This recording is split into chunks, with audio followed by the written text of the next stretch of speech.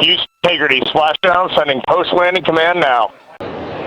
Following the successful splashdown of Integrity, that splashdown occurring an hour and 22 minutes ago, as we stand by for the completion of the extraction of the crew, and ultimately they're hoisting onto Navy helicopters for a short flight back to the USS John P. Murtha.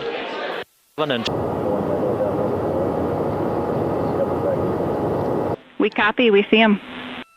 Next up, the deployment of pilot parachutes that will pull the main chutes out. Time to splash down 3 minutes and 10 seconds. Search and recovery beacon has been activated on Integrity. And we have 3 good main chutes. Good 3 main chutes, good reefing, good descent rate. Good rates, and we see 3 good-looking parachutes. Integrity, cabin pressure indicates no need for hydrazine checks. Integrity, copy. Integrity about to complete a journey spanning 694,481 miles from its launch from the Kennedy Space Center back on April 1st, and a trip around the moon. JBS Holdings Limited. Houston Integrity, splashdown, sending post-landing command now. Splashdown confirmed. Copy splashdown, waiting on VLDR. Splashdown confirmed at 7:07 p.m. Central Time, 5:07 p.m. Pacific Time. From the pages of Jules Verne to a modern-day mission to the moon, a new chapter of the exploration of our celestial neighbor is complete. Integrity's astronauts back on Earth. The initial, you can hear it.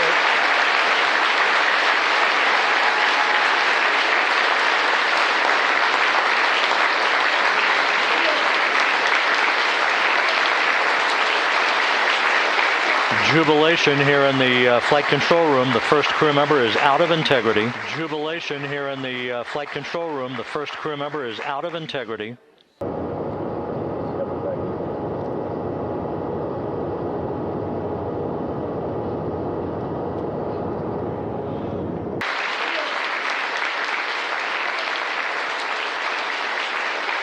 Jubilation here in the flight control room. The first crew member is out of Integrity. Out.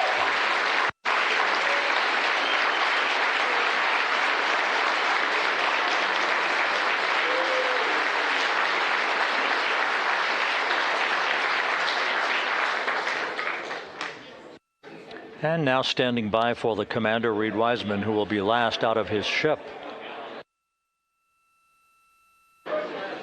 Bobbing in the Pacific under almost ideal conditions, Integrity spanned 694,000 miles during its journey from launch to splashdown. And we learned for 25 years how to live and work in space, and have been able to develop technologies that can enable exploration. So really, what I think is now, 53 years later, we're at the point where the architects of Apollo would have been pleased that we're now ready to actually go back to the moon and go back to stay, because we've learned all the things we needed to learn.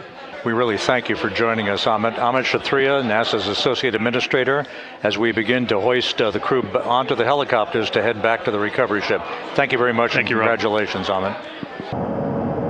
Look at the power of those blades. The front porch, with now 3 astronauts and the recovery specialists. Again, crews already outfitted with a harness vest. And here we go. Second astronaut now off the front porch, getting hoisted into the second helicopter. On our coverage, and congratulated him and NASA on this history-making moment tonight. Helicopter 1 again hovering 40 feet over the front porch. We will soon see another recovery specialist getting lowered onto the front porch. Wow, imagine sitting on that front porch, the wind, the water. But again, the recovery team determined that a helicopter flight back to the ship here would be safer, faster, and more comfortable for our crew who just completed a 10-day mission around the moon.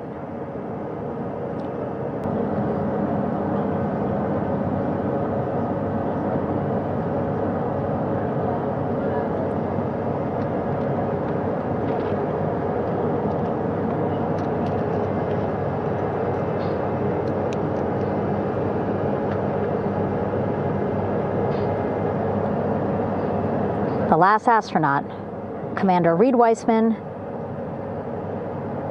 now off the front porch and almost into the second helicopter.